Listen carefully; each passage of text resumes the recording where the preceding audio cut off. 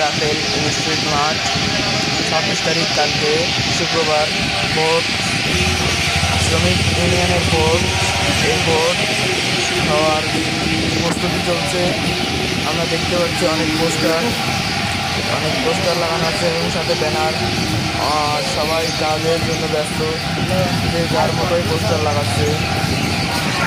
ইতিমধ্যে আমরা এখন প্রায় 6টা, এখন বাজে 6টার সময় আমরা এখানে উপস্থিত হয়েছি। আমরা পোস্টার লাগাচ্ছি এবং আমি হেলিকপ্টার মার্কার পক্ষে আছি। মোহাম্মদ ফিরোজ হোসেন হেলিকপ্টার মার্কার সদস্য পদে প্রার্থী। আপনারা সবাই দোয়া করবেন এবং যাদের শ্রমিক কার্ড আছে তারা একটা ভোট দেবেন। ধন্যবাদ।